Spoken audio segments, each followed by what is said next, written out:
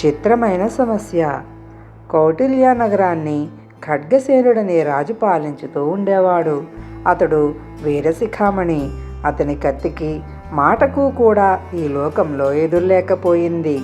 ఒకనాడు ఖడ్గసేనుడు కొలువులో ఉండగా ఆర్తనాదం చేస్తూ ఉన్న ఒక స్త్రీ అతడి ఎదుటకు వచ్చి నిలబడింది. ఖడ్గసేనుడు ఆ స్త్రీని ఓదార్చి దుఃఖానికి కారణం ఏమిటి అని అడిగాడు. అందుకామె, నా పేరు చంద్రావతి. నా భర్తను కాలయక్షుడు అనే రాజు అన్యాయంగా బంధించి చెరసాలలో పడవేశాడు. సర్వశక్తులు గల ప్రభు అని కదా నీకు బిరుదు. నా భర్త తిరిగి నాకు లభించేటట్టు చేయవలసింది అని ప్రార్థించింది. కాలయక్షుడు అనేవాడు ఒకడు ఉన్నట్టే నేను ఎన్నడూ వినలేదే అన్నాడు ఖడ్గసేనుడు. అప్పుడు ఆ స్త్రీ విలపిస్తూనే, మహారాజా, మీరు కాలయక్షుడి పేరే వినలేదనటం ఆశ్చర్యంగా ఉంది. మీ దేశపు సరిహద్దులకు 3 ఆమడల అవతల అతను పెద్ద కోట కట్టుకుని కంటపడిన ప్రతి వాడిని బంధించి నానాయాతల్లో పెడుతున్నాడు అని చెప్పింది. సరే, వాడి పొగరు అణుస్తాను. నువ్వు మాత్రం నిశ్చింతగా ఉండు. నీ భర్తను రక్షించే బాధ్యత నాది అంటూ ఆ స్త్రీకి ఖడ్గసేనుడు వెంటనే అభయమిచ్చాడు. ఖడ్గసేనుడు ఆ మట్టున కొరువు చాలించి ఒంటిపాటుగానే కాలయక్షుని మీదకు కయ్యానికి బయలుదేరాడు. అడవులు, కొండలు, నదులు దాటి ఖడ్గసేనుడు కొన్నాళ్లకల్లా కాలయక్షుడి కోట సమీపానికి చేరుకున్నాడు. సైన్యం అది ఏమీ లేకుండా స్వయంగానే కాలయక్షుణ్ణి ఓడించాలని ఖడ్గసేనుడి పట్టుదల. కోట సమీపించాడు. ద్వారాలు బంధింపబడి ఉన్నాయి.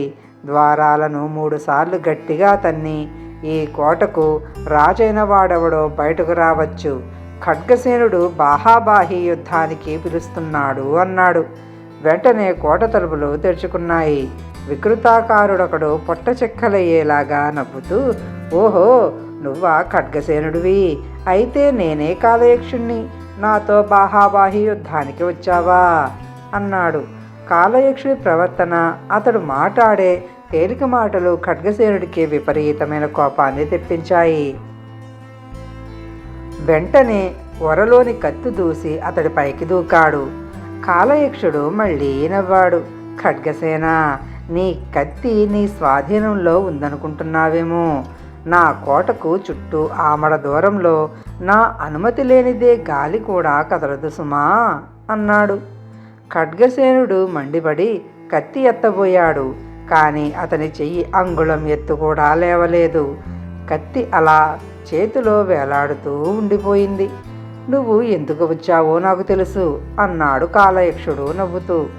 నీ శరణు వేడిన ఆ స్త్రీ భర్తను వదిలేస్తాను, కానీ అతడికి బదులుగా నిన్ను బంధిస్తా, సరేనా అన్నాడు ఖడ్గసేనుని సమీపిస్తూ. నివ్వెరపోయాడు ఖడ్గసేనుడు. తన భుజబలం, పరాక్రమం ఎందుకు పనికిరాకుండా పోయినందుకు చాలా విచారించాడు. అతడు ఆలోచిస్తున్నంతలో కాలయక్షుడు మళ్ళీ ఇలా అన్నాడు. ఖడ్గసేన, నిన్ను బంధించడం నాకేమంతగా ఇష్టం లేదు. నేను అడిగిన ఒక ప్రశ్నకు సంవత్సరం లోపుగా నువ్వు సరైన జవాబు చెప్పగలిగితే నిన్ను క్షమించి వదిలేస్తాను. ఏమిటా ప్రశ్న అని అడిగాడు ఖడ్గసేనుడు వేరే దారి తోచక. ప్రశ్న ఏమంత పెద్దది కాదు, కానీ జవాబే కష్టమైనది. అయినా ఆ ప్రశ్న విను. అన్నిటికన్నా స్త్రీ మిన్నగా కోరేది ఏమిటి?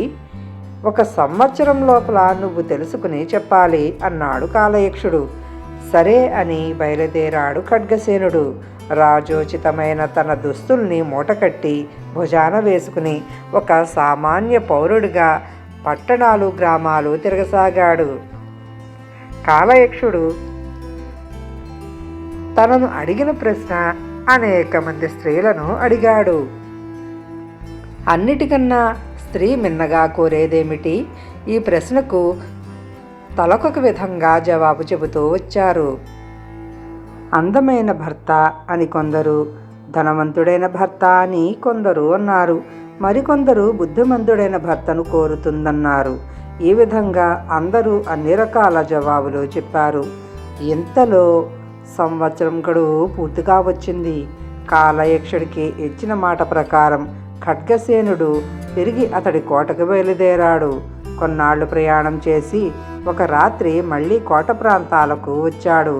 ఖడ్గసేనుడు ఆ రాత్రికి కోట పక్కనే ఉన్న అడవిలో కాలం గడిపి తెల్లవారి కాలయక్షుణ్ణి కలుసుకోవచ్చుననుకుని ఒక చెట్టు క్రింద విశ్రమించాడు. బాగా నడిరాత్రి అయ్యేసరికి దూరంలో చిన్న వెలుగు కనబడి స్త్రీ రోదనం వినపడింది. ఖడ్గసేనుడు నిద్రమత్తులోంచి బయటపడి ఆ స్త్రీ కంఠస్వరం వినపడిన చోటుకు వెళ్ళాడు. వికృతాకారి అయిన ఒక వృద్ధ స్త్రీ అతడి కంటపడింది. ఇంత రాత్రివేళ ఎందుకు దుఃఖిస్తున్నావు అని అడిగాడు ఖడ్గసేనుడు. నాకు ఇప్పుడు 80 ఏళ్ల వయస్సు. నన్ను వివాహం చేసుకునేవాడెవడు దొరక్క 60 ఏళ్ల నుంచి ఇలా దుఃఖిస్తున్నాను అన్నది ఏడుస్తూ ఆమె. ఖడ్గసేనుడు ఈ మాటలు విని చాలా ఆశ్చర్యపడ్డాడు. ఇంత వికృతంగా ఉన్న వృద్ధురాలికి వివాహం మీద అంత కాంక్ష ఏమిటా అనుకున్నాడు. అతడి నోటి నుంచి మాట రావటమే కష్టమైంది. అతడి ఆశ్చర్య కారణాన్ని గ్రహించిన ఆ వృద్ధ స్త్రీ ఇలా చెప్పసాగింది. ఖడ్గసేన మహారాజా, మీరు ఇప్పుడు చాలా ప్రాణాపాయ స్థితిలో ఉన్నారు. మీరు కాలయక్షుడి ప్రశ్నకు సరైన జవాబు తెలుసుకోలేకపోయారు. ఆ ప్రశ్నకు సరైన జవాబు నాకొక్కరికి తెలుసు.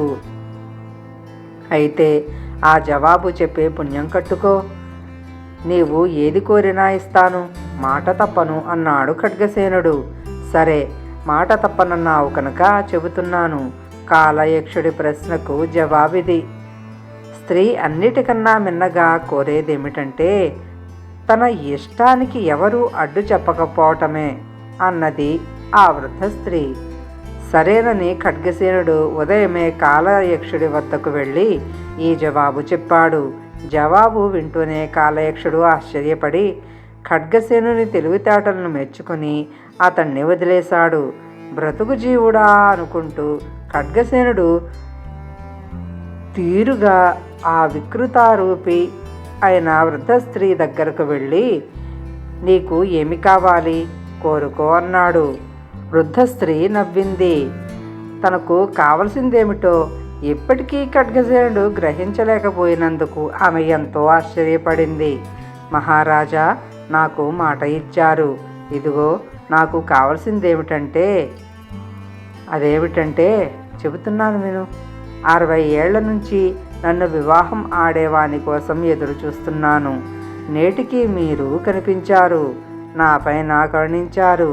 మీ స్థానంలో ఏ వీరుడినైనా చూచి నాకు పెళ్లి చేసి చిరకాలం నుంచి ఉండి ఉన్న కోరికే నెరవేర్చండి అంది. ఖడ్గసేను నెత్తిన పిడుగుపడ్డట్టయింది. చూస్తూ చూస్తూ ఆ వృద్ధ కురూపిని తన ఆస్థానంలో ఏ యువక వీరుడు మాత్రం చేసుకోవటానికి ఇష్టపడతాడు? అయినా వాగ్దానం చెల్లించాలి కదా. ఆమెను వెంటబెట్టుకుని తిరిగి కౌటిల్య నగరానికి వచ్చాడు. చాలా కాలానికి మళ్ళీ తిరిగి వచ్చిన మహారాజుకు రాజ్యంలో గొప్ప సన్మానం జరిగింది. కానీ ఖడ్గసేనుడికి మటుక్కు దిగులు పట్టుకుంది. అతడు అన్నాహారాలు మాని రోజురోజుకు కృషింపసాగాడు. ఎవరెన్ని విధాలా అడిగినా అసలు కారణం బయటపెట్టలేదు. చివరకు ఒకనాడు తన మేనల్లుడైన రూపధరుడికి వెల్లడించాడు. మామగారి బాధకు కారణం గ్రహించగానే రూపధరుడు ఆ కురిపి అయిన వృద్ధ స్త్రీని తనే వివాహమాడతానని సిద్ధపడ్డాడు. రూపధరుడికి ఆ వృద్ధ స్త్రీకి వివాహం జరిగిపోయింది. అందరూ లోపల ఏమనుకున్నా రాజకుటుంబానికి సంబంధించిన విషయం కనుక ఆ కురూపిని గౌరవించగదప్పింది కాదు. చక్కగా అలంకరింపబడిన గదిలో పెండ్లి కుమార్తె ఉన్నది. రూపధరుడు అక్కడికి వెళ్ళాడు. ఆశ్చర్యం! ఇక్కడ అతడి కంటికి కనబడిన స్త్రీమూర్తి వృద్ధురాలు కాదు, ఒక చక్కని యువతి, అపురూప సౌందర్యవతి. రూపధరుడు నివ్వెరపడి నువ్వెవరవు అని ప్రశ్నించాడు. నేనా? రూపధరుని భార్యను. కొంత శాపం విముక్తి చెందిన ఆ వృద్ధ స్త్రీని నేనే. అని నిజం వెల్లడించింది. ఇందుకు అతను మరీ ఆశ్చర్యపోయాడు. సుందరి, నీకు కలిగిన శాపం ఏమిటి? అది తొలగే మార్గమేమిటి అని ఆత్రంతో అడిగేసరికి ఆమె ఇలా బదులు చెప్పింది. రాజకుమార, కురూపునని ఎంత మాత్రమూ సంశయించక మీ మామ మాటను నిలబెట్టడం కోసం నన్ను నీవు పెళ్ళాడటానికి అంగీకరించడంతో నాకు సగం శాపం పోయింది. ఇక తక్కిన సగము అనగా పూర్తి శాపం పోవటానికి నిన్ను నేనొక ప్రశ్న వేస్తాను.